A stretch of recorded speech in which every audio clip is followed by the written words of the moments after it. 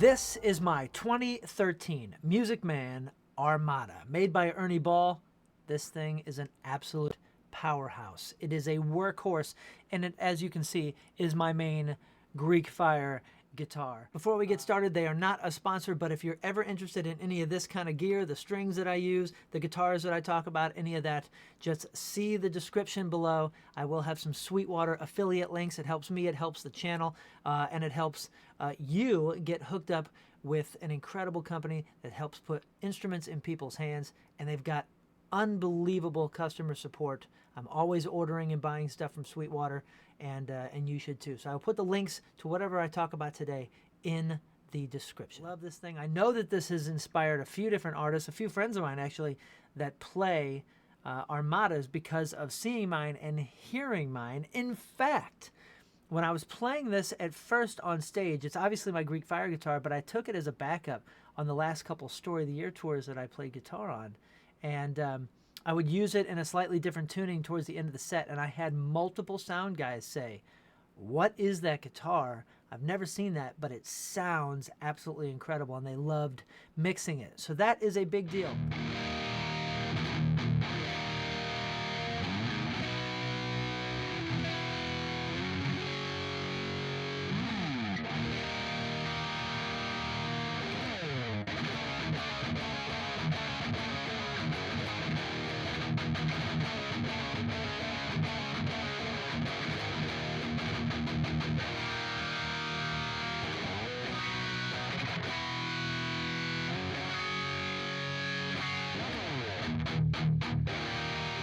What is the Armada? Well, it's a discontinued model now from Ernie Ball, although I did speak to one of their reps yesterday, and they're not exactly sure what the future may hold for the Armada, but I truly love this thing. This was Music Man's first neck-through solid body guitar, mahogany body, a V-shaped figured maple top typically, but as you can see on mine, it is a solid gold, rosewood neck, and Music Man designed classic humbuckers. These are the original humbuckers. I've never needed anything else in them. It just does the perfect job for them. I loved this guitar so much when they gave it to me in 2013, 2014. I was playing it with all things Greek Fire.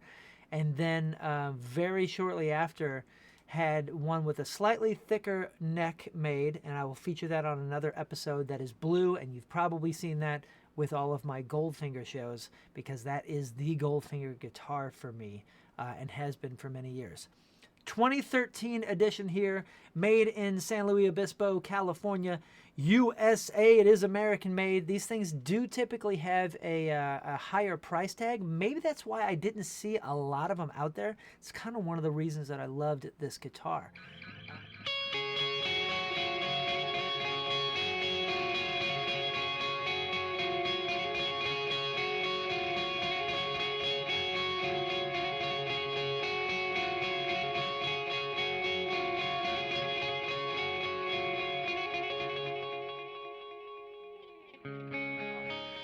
When I initially started Greek Fire in 2008, 2009, I had been with PRS for many years in the Story of the Year, and we were really trying to make sure that Greek Fire didn't look like a Story of the Year side project, or a side project in general. Wanted it to stand on its own 2 feet.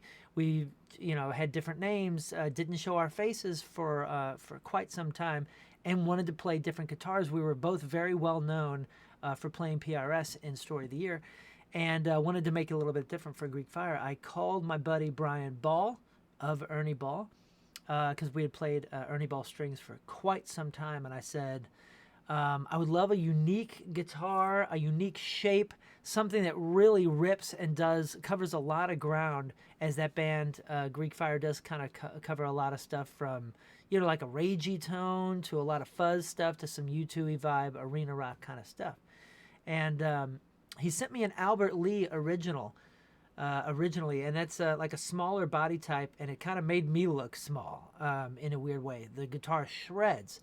But then he sent this, which I had never seen before, and I wasn't sure if it was a production model or what. Since then, I've never seen one that is this colorway or color combination with the gold. I'm typically seeing the blue, where you can see the flame maple top. or I've seen like a kind of a reddish one, and I think there's a solid black one that they were making. You can get them used on Reverb and eBay, still going for high prices, but I assure you, as far as bang for your buck, worth every single penny. Worth every single penny. I love this guitar. It's truly a powerhouse. Like I said, I loved it so much that I had another one made. Amazing. This is how they sent it to me. One tone knob, one volume knob, and the pickup selector that goes from the parallel on the center position to the neck pickup and the bridge pickup. I've only used it on the bridge pickup, and I've used it on a recording or two for some rhythm stuff. But this thing shreds. Love it. This is my 2013, the Greek Fire 2013 Music Man Armada. It rips. But it doesn't have a name. I just realized it doesn't have a name. This is maybe my only guitar without a name. What should we name this thing? Leave a comment on what you think we should name this thing. There's already one named Goldie, so you can't name it Goldie. But I do love the look of this. I wasn't sure about the look at first because it has such a modern look and a modern feel mixed with this sort of 50s, 1956 Chevy, 1956 or 1957 Bel Air Chevy kind of V. Almost reminds me of like the taillights on a 57 Chevy. But as you can see, it is this kind of weird, perfect blend of modern, sleek, classic sort of look. I was a little weirded out by this Dorito giant guitar pick shape kind of thing at first, and as you can see, there's like a contour to it that the shape is based on right here. But it's super unique, it's super kind of cool, and it grew on me, and it just became like the Greek Fire guitar.